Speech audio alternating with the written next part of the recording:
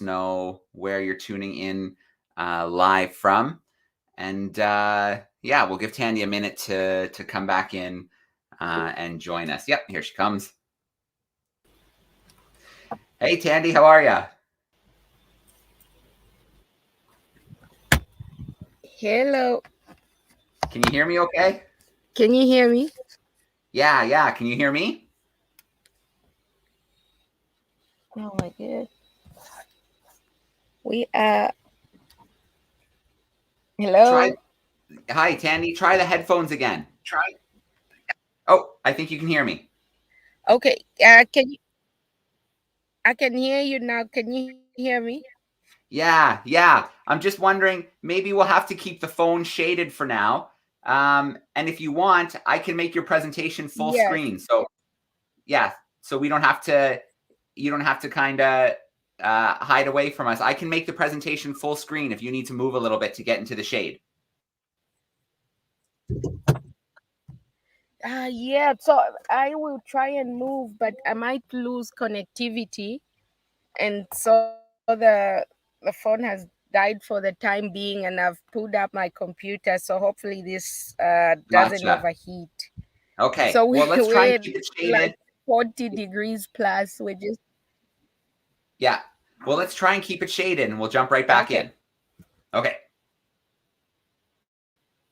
All right. Do you want me to continue? I'll put my hand like this.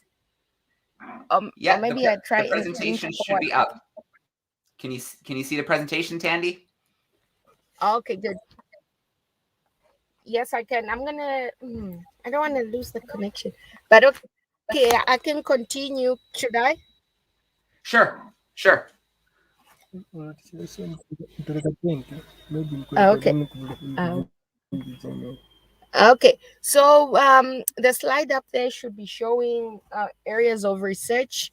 The first one is population dynamics. It's quite an important one. We want to understand population trends of the different species that we monitor. So we collect individual information on, say, reproductive activity, survival, family trees, and that type of thing. And then the second area of research that we have that's quite critical is understanding the threats to the persistence of these species. So we want to know what is limiting these populations. Um, and the third thing, we want to understand how they use the habitat that is available to them. So we want to know, where do they go, where do they hunt, where do they breed, and those sorts of places. And this is absolutely important for ensuring that these areas are protected and the animals are alive. There's some antelope in the background alarming because they've seen the lions. So the fourth area of research that I have up there is human wildlife conflict. This is a bit new for us, or almost. Hello, can you guys hear me? Yeah, you're still with us, Tandy?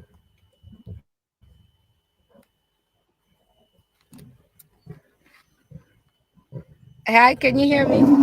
Oh my God, there's some lions fighting.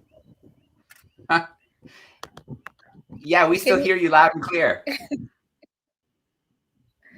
Okay, sorry, there was a bit of an interruption. Um, there's some lions fighting nearby. One of them wants to eat some food, and the others don't want to share. So, Very cool. have you switched off the screen for the presentation? I did just for a moment, but I can bring it back in. There we go. Okay, yes. Okay. I think I talked about the fact that human wildlife conflict is a new area of research for us. And so we are working with different organizations to understand patterns of conflict, understand species of, which species are causing the most problems, and then what can we do to mitigate these problems. So these are just some of the areas of research that we have at ZCP. Additional ones include understanding things like what is the illegal trade in wildlife parts like, and what can we do to stop it. If you go to the next slide, it should um, talk a little bit more. Can you please go to the next slide? It should show, yeah, a little bit more about the threats that I mentioned that we're trying to understand. So one of them is wire snare poaching, and that picture there shows one of the lions that we've treated in the past for wire snare injuries. So this has a big negative impact on wildlife populations because it affects even species that are not targeted when it comes to the illegal bushmeat trade. Next slide, please. That slide is focused around yeah, it's focused around conservation capacity building, and this is one of my colleagues working with a team of officers that would be helping us collect information on things like human wildlife conflict in their communities. So we believe that if we take time to invest in developing these skills, it will ensure the success and the sustainability of conservation efforts into the future. And the next slide should show um, one of the other activities that we do as part of developing conservation capacity locally. It's starting with young school children, so engaging them early on and identifying those that are interested in pursuing careers in wildlife conservation, and then providing support and training opportunities for them to be able to achieve those dreams. Next slide, please. Hmm. Um, and then the next couple of slides just go into a little bit more detail with a bit of photos, uh, talking specifically about the threats to lions in Africa and in Zambia, and particularly also in our area, because this is Big Cat Month and we're talking about big cats and what different organizations are doing to protect these species. If you show the next slide, Joe, it will talk about a bit more on the illegal bushmeat trade and its link with wire snaring. So for those people that don't know, the illegal bushmeat trade is perpetrated a lot by poachers who are hunting for bushmeat to sell to people that want to buy this meat. It's possible to get bushmeat legally, but for some people it's easier to just go out and poach, and a lot of them use methods that are detrimental to other species other than the targeted antelopes. So an example there, you see one of my colleagues treating a young male lion of his snare injury. He had a snare around his neck, and just to explain a bit further, a snare is just simply anything, like it can be a piece of wire or rope that is set in areas where animals are frequent for water, for food, and then an animal will walk through that trap, and that trap will tighten on whatever body part has gotten through it. In this case, for this young male lion, it was around his neck, and the wire gets tighter and tighter, and it starts to cut through the skin. So if left untreated, it can be fatal for some of these animals. And a lot of our treatment, well, all of our treatment for these sort of things is done completely in the bush. um we don't take any animals into care. It's amazing how these lions or these different species can recover once you just help them a little bit by taking away the irritation and then cleaning the wound, and just letting them go. The next slide should have a photo of one of the male lions that we've treated in the past. He This was 2 weeks after we treated his injury, and he was back to his normal day-to-day activities. This is quite remarkable because if this injury was on a person, I don't think any of us would be able to go around our day-to-day activities like this, like going to work, going to the store, protecting our children or anything. These animals are incredibly strong and amazingly resilient. Next slide, please. The the next couple of slides will be talking about human wildlife conflict. This is one of the threats that I mentioned earlier as being also an area of research. This is quite new. Our human wildlife conflict program has been running now for about 3 years, and it's a threat to lions because when lions cause these problems, they take people's livestock. People are likely to retaliate, and sometimes in retaliation an entire pride can be affected. So in order to avoid this, in order to help people protect their livestock, in order to protect lions at the same time, we have a conflict mitigation program. On the right there is one of the enclosures that we have built to test out and see if it can be lion proof. And so far, some of these enclosures are working really well. We're looking at expanding our program to different parts of eastern Zambia, but at the moment we're just working around here and just trying to see what pattern the conflict is taking and what additional stuff we can do. In addition to these enclosures meant for cattle, there's also buildings that we've designed for to work as piggeries. So these are places where people can store their pigs and lions will not be able to get to them. Human wildlife conflict, like I said, is a developing problem, and hopefully we can address it early on before it reaches really disastrous proportions. Next slide, please. Up there is just a map showing the different groups of lions that we are monitoring. You see that a lot of them are just along the protected area boundary. So that map in gray is the national park where I am in right now, called South Luangwa National Park, and the brown area is outside the park, which is a buffer zone to act as also wildlife areas, but then also human inhabited areas.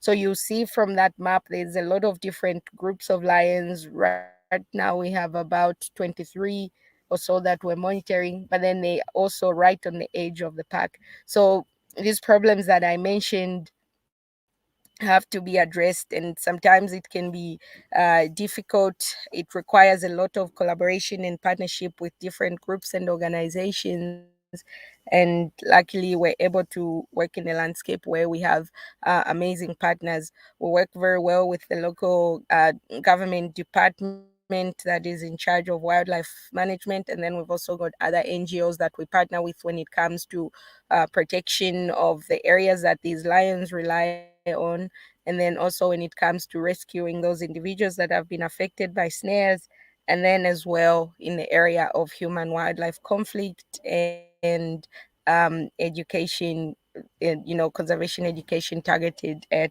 local communities around the park. So yeah, it's a lot of work. It means long days in the field in hot temperatures like these that have completely overheated my phone, but it can be quite rewarding sometimes. And then the next slide is just a few photos of one of the most remarkable days I had in the field that I wanted to share with you guys.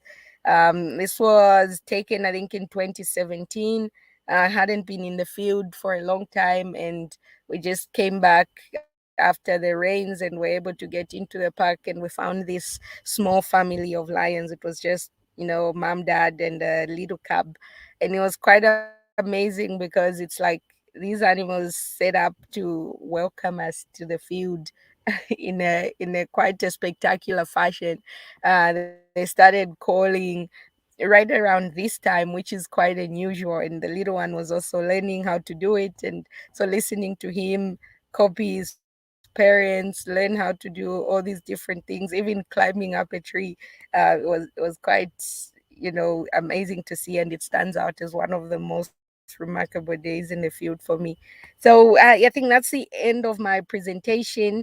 um I wanted to just keep it short. I think we can get into questions quite soon, but I also was hoping to show you guys some of the lion prides that we monitor out here. One of them is sitting right next to me. They're eating a buffalo. Was hoping to chat a little bit more about those guys, but don't know if my computer camera can work as well. Not really, but I might try to move into the shade. I think you can see them a little bit, kind A of little bit, Tandy. I wonder, backward.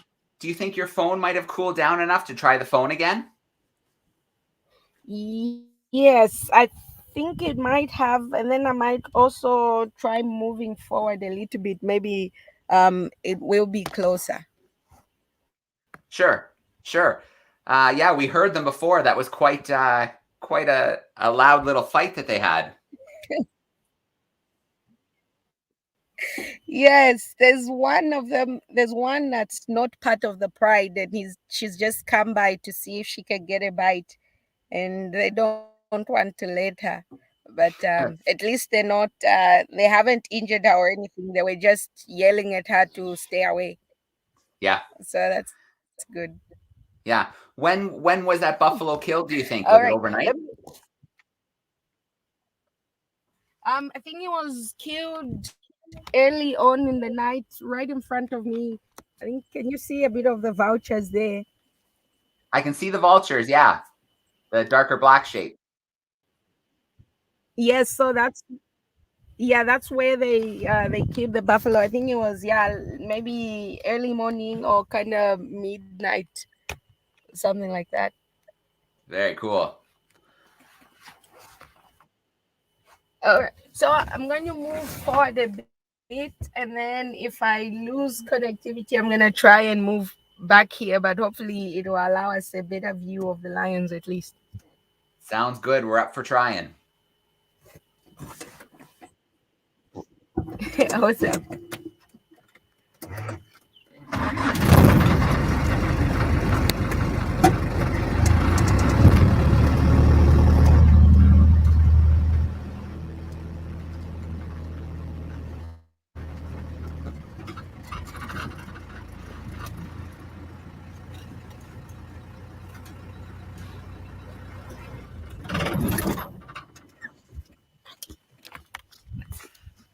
All right, we're So still this is connected.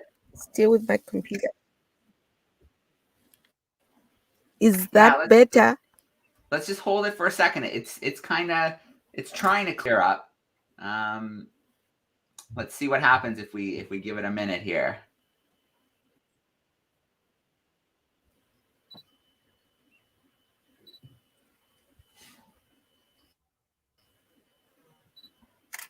I definitely see their outlines. It's just not super clear. Do you want to try the phone, Tandy? Mm. Oh, there we go. I can see one moving there. Let me oh let me disconnect and try the Sure. phone. I wonder if it will let me connect both times. We can see that one of them just stood up, Yes, which is so pretty one of the pretty boys darn just stood awesome. up.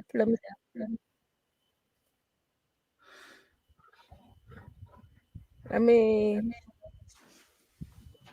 let me try connecting from the Sure, phone and see sure. what happens.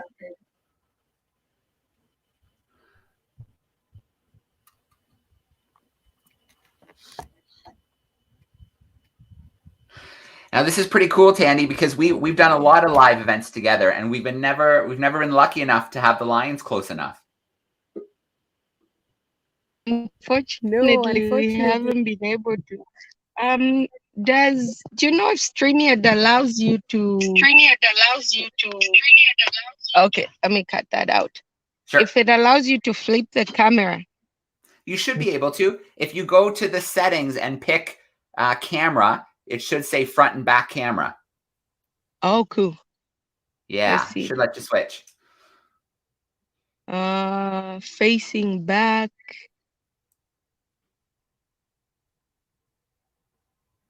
There we go.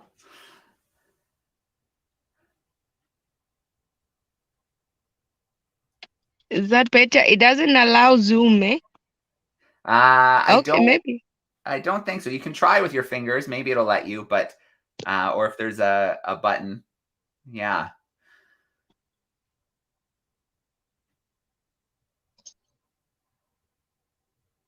Yeah, I don't think it it allows zoom very much, but hopefully you can see there's about 4 of them total with the buffalo. Yeah, we can see the one standing. We can see a couple kind of in front. It's about the same as the computer. I think it's just because of where we are. Tandy, you're out, you're in the field, and so Yeah.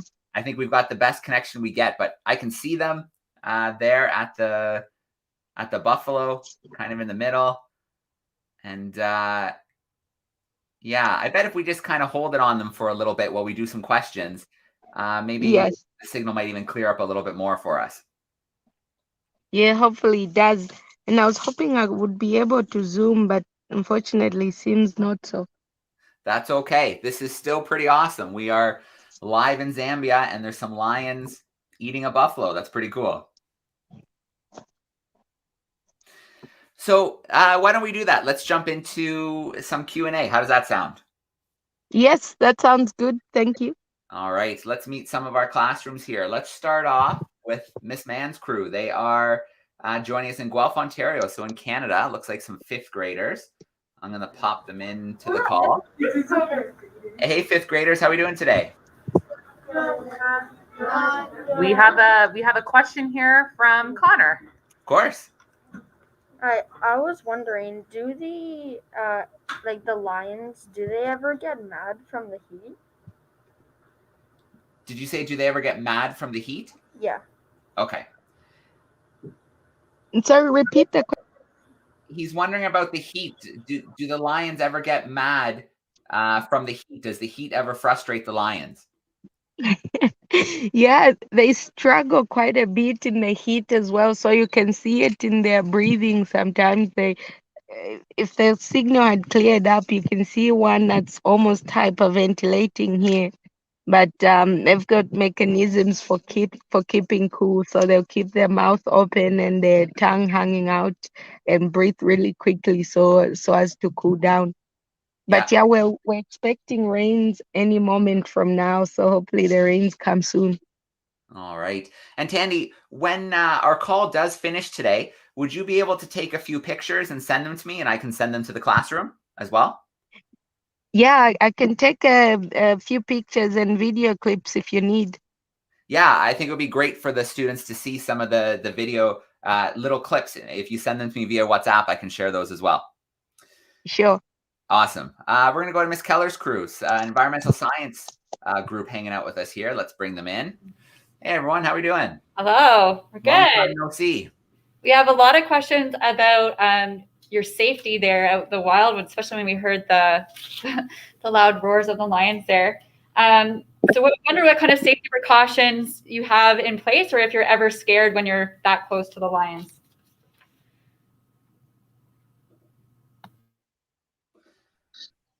Can you hear me? Yep. Yeah. They were- So the important thing is to watch what the animals are doing. So if I move closer and I see that, they're looking at me, they look uncomfortable, it means I'm too close and I have to move back. So at the moment, you can see that they're not interested in me at all. This one here has her back to me. That one has her head stuck in the belly of a buffalo. This one is just standing there panting. So I need to watch carefully and see what they're doing. So interesting. We have some elephants behind us. I am. Ooh, yeah, there's going to be a bit of drama. There's some elephants joining the scene. I see the shapes moving in. Oh my goodness. This is turning into a little bit of an adventure, a little safari. Yeah, it's turning into a bit of drama. I think the elephants will move around, but I might have to move away because they're going to try and. Well, whatever's safest for you. Oh my gosh, this is amazing. Whatever's safe for you, Tandy. And I see the lions looking. They're kind of watching what's happening. They're going to try and chase the lion, so I'll try and move away slowly.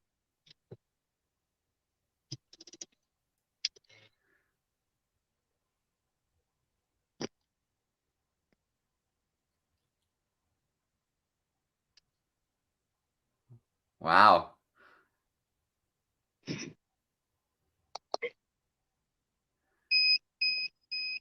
So the elephants are a bit nervous because they've got young calves with them. Yeah. It looks like they're maybe moving around. Do you think they'll move on, or do you think they're going to be determined to move the lions? I think they'll move around. They're moving around me right now.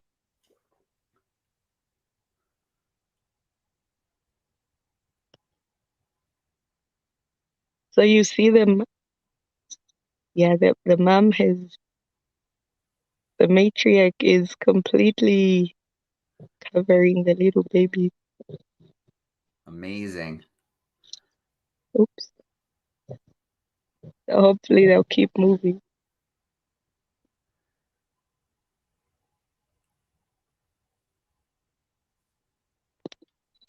The lions are just interested in the buffalo. Yeah, they don't look too bothered. No. Okay, since the elephants are going on their way. Whew. Whew. I think they've keep.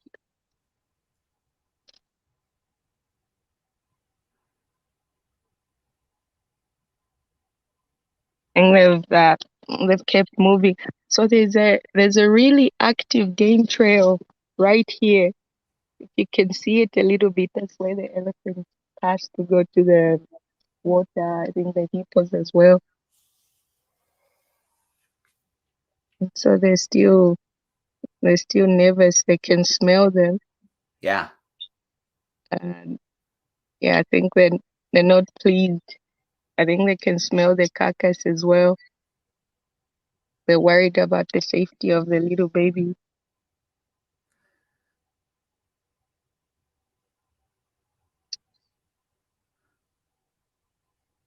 I think they'll keep moving on shortly. The lions are back to eating the buffalo. Yeah. Are you okay to answer a few questions, or do you want to keep things quiet for a few more minutes? I think we're good for a few more questions. The elephants have just stopped. They're still, lifting their trunks up in the air to smell what's happening. But yeah, we can continue with questions. Okay. I'm going to bring in Mrs. Gully's class and see if they have a question for us. There's Mrs. Gully's class. How's everyone doing this morning? Hi, we're doing well. I have Davia that has a question for you.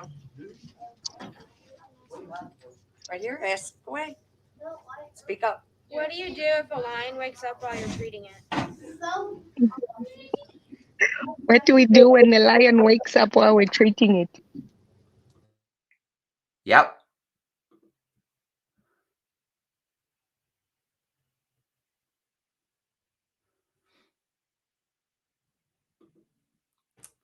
We might have just lost connection. Let's see what happens.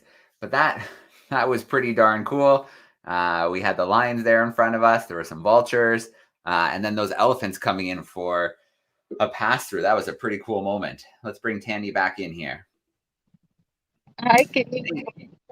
Yeah, we lost you for a second, but we hear you again.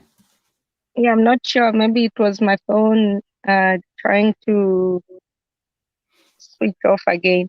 But can you hear me now? Yeah, we gotcha. Okay, good. So in case a lion wakes up, let me flip the camera to me. In case the lion wakes up while we're still working, I think the biggest thing is to stay calm. It actually happened to me on my very first day of work at here at ZCP. And again, luckily, I was with a team that knew what to do. They just told everybody to calm down, listen to the vet, and just hear what he advises. And then, most important is to stay out of the animal's line of sight. And then hopefully they'll move away, because usually they just want to get away. Fortunately, again, we haven't had too many of those incidents. we've kind of gotten an understanding now in terms of like, you know, how long the immobilization takes. If the animal goes down, you've got about 40 minutes to do everything before the drugs start wearing off. And so, yeah, we haven't had any close calls or anything like that. But the key is just to listen to the vet and then the officers that are there for safety. All right, quite an introduction to your first day of work to have the lion wake up while you were working on it. Yeah, it was a big boy too. All right. Well, we've got a group of girls joining us. They are joining us from DMNAPK Girls Safe Home, and they are joining us from Dakar. So I am going to bring them in live now. Oh, there we go. There's a picture of them. Hi. So my brilliant girls at DMNAPK Girls Safe Home had a lot of questions for you all. One of their questions was, why is a lion called the king of the jungle? And yeah. I think the lion is called the king of the jungle because, you know, they are an apex predator. They sit at the top of the food chain. They have incredible influence on everything that goes on and how a healthy ecosystem functions.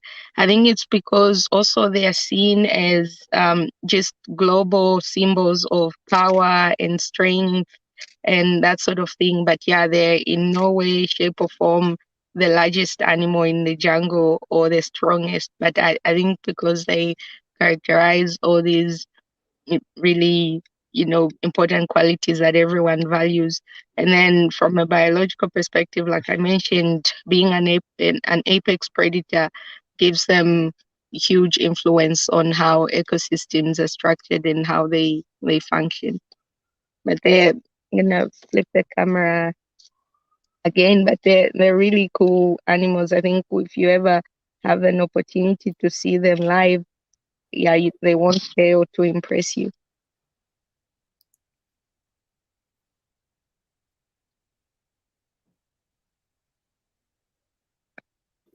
Great question. We're going to come back to your crew. We're going to steal another one before we end.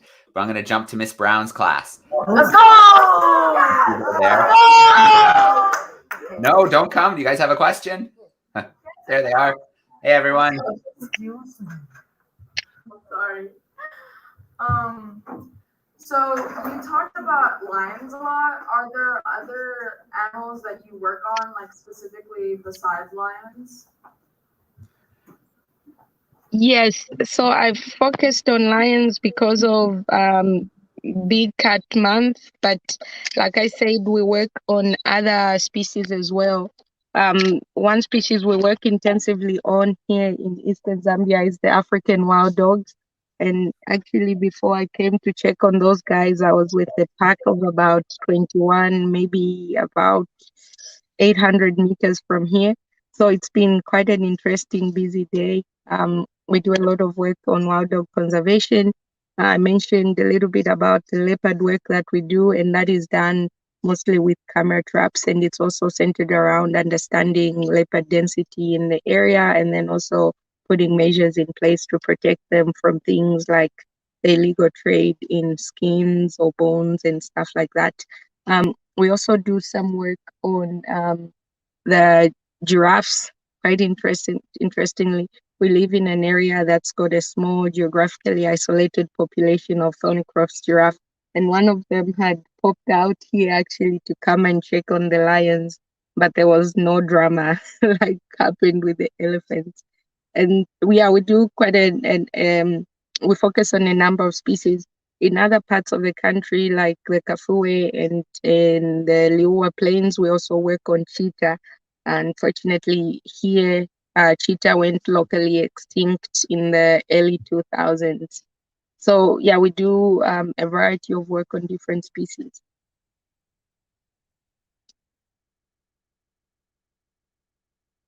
I think it might have been our last connection, Tandy, or maybe the one before. You were in the field and we saw the wild dogs, and then that hyena came in after the wild dogs, which was really cool. All right, I brought in Mr. Pool's grade 7s. They're front and center now on screen. If you want to hit the unmute for us. Hey, grade 7s. How are we doing today? Mr. Poole, I'm not sure what's going on, but even though it's unmuted, it's still not coming through for us right now. That's okay. No big deal. Do you want to type a question or two into the... Yeah, perfect. Perfect. So we're going to grab a question from Mr. Poole's grade 7s. While we wait for that question, I'm going to grab a quick one online here. Actually, it looks like his came in really quick. So JJ wants to know, what time is it right now, Tandy? What time is it in Zambia? Oh, right now it is 4:48 p.m. in the afternoon. All right. So you're 7 ahead of Eastern. I know a lot of the classrooms joining us are in the Eastern time zone, but we have a few more spread out in other areas. So you're 7 ahead of Eastern right now. Very cool. Yes, so it's late in the day and it's just started to cool down. You know, a lot of the animals are on the move. They want to use this path to go and drink water. So we've had a giraffe come through, that herd of elephants. We had some kudus pass by. We had some impalas as well. So it's slightly cooling down and the animals are going for a drink. Okay. Well, Layla's joining us and she would like to know what are some ways that students can help, you know, their dream to save these big carnivores. How can students help make that happen? Yes. So yeah, saving all these predators requires a lot of, you know, collaboration and partnerships and involvement from different people around the world. So one thing that is very important regarding saving any species of wildlife is the fact that many people don't know that these animals are in danger, or they don't know the scale of the problem.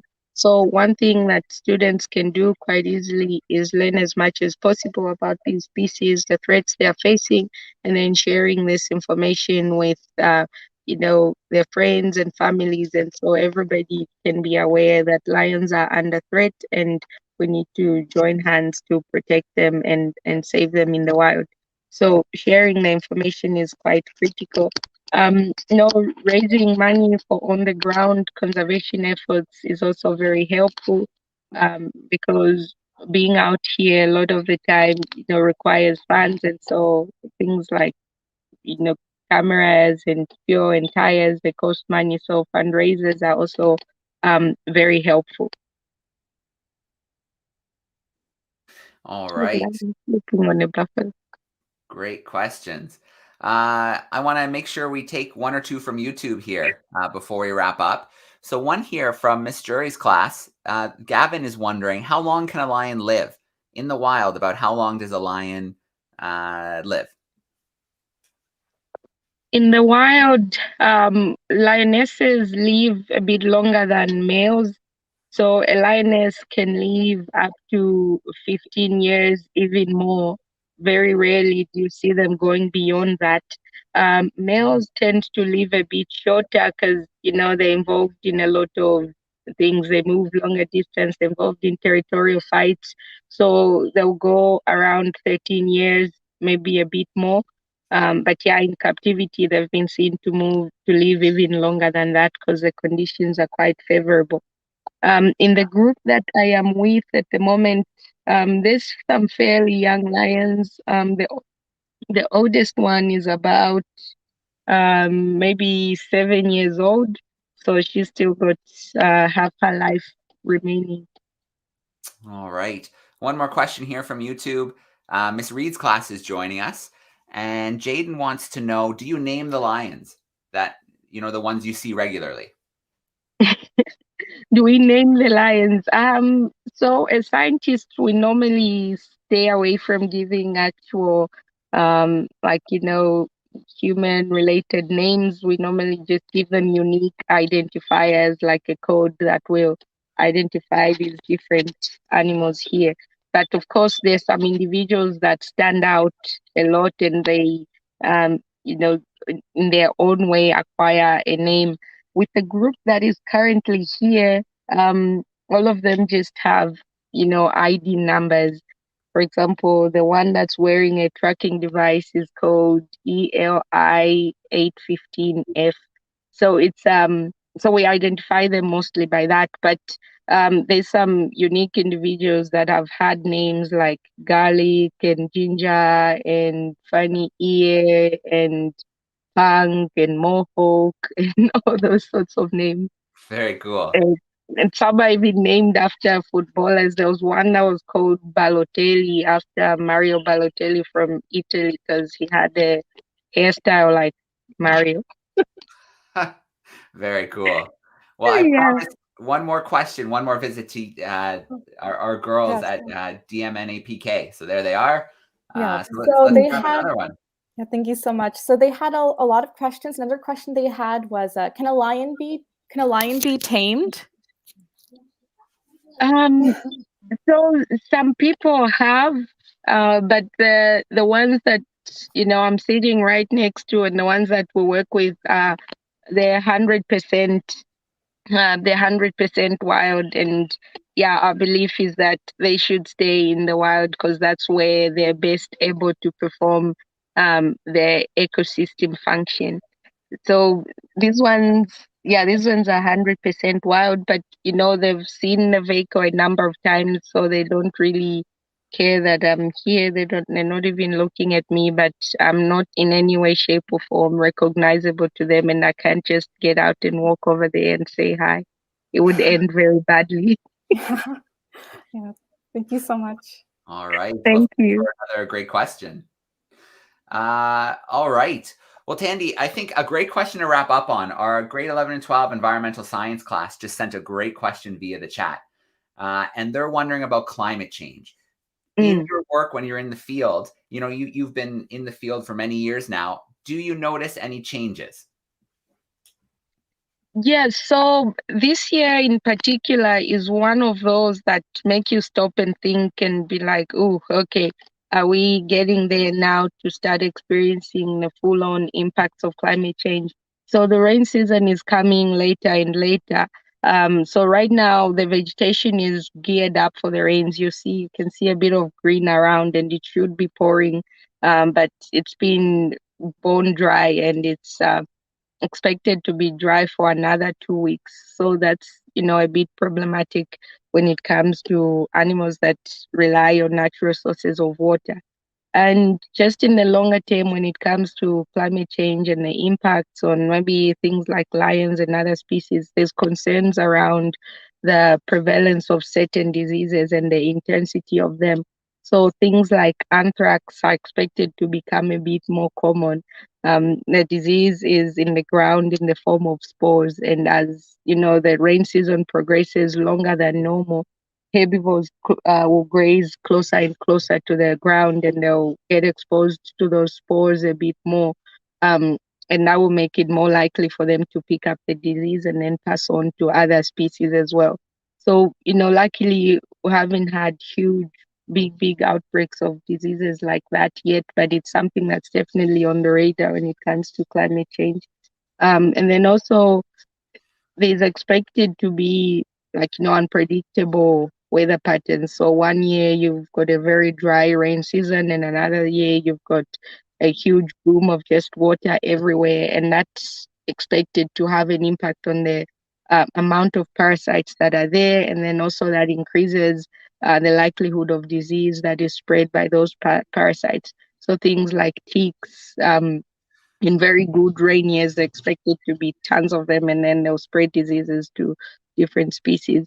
So we just have to kind of wait and see what happens. But we're seeing rain seasons coming later and later, and then when they do come, there's devastating floods accompanying them. All right, so the impacts, you're seeing them there, and likely more of those in the future. Well, Thandi, I have to say, this was an amazing event. I was excited to connect with you. I didn't know if we'd be connecting from the field or from the office like we do sometimes, which both are lots of fun. So this was a nice surprise today, and couldn't ask for a better experience with the lions and then the elephants showing up for a little appearance. It was pretty awesome today. Yeah, no, it was a definitely eventful one. I'm glad we were able to connect. Yeah. Well, I want to start with a big shout out to our classrooms on YouTube, our classrooms who are on camera with us today. Thank you so much for being live with us. I'll pop a few of them in. I see a few of them there on their camera, so let me pop them in so they can give a big wave. There's a few of our group there. Great to see everybody today. Thank you for your great questions. We didn't get to the Kahoot quiz today, but there was so much going on. It was too busy. We had to see what was happening. So it was great to see everybody. Let me pop us back out there. There we go. And Tandy, if you do have time, if you can snap a few pics or little clips and send me via Kahoot, I know the students would love to see them. But again, it was great to see you back in action. Thank you so much for all the great conservation work that you're doing and for joining in these events with us and hanging out with the students. Thank you very much. I always enjoy these events. I'm hoping in the future I will have some crystal clear, images, and you can see these guys in all their glory like I am right now. I'll take a few videos and then I'll send photos to you too. Thanks so much for the invite. All right. Thank you so much, Tandy. And thank your team member there. I know I saw your teammate there. Hey, how are you? Is a photographer in training, so he was excited. He was clicking away when those elephants popped up. I was terrified. He was like, click, click, click, click. All right. Well, thank you so much again. Have a great rest of the day. And yeah, I can't wait to another connection down the line. Thanks so much, Tandy. Thanks very much. Have a good day. Bye-bye.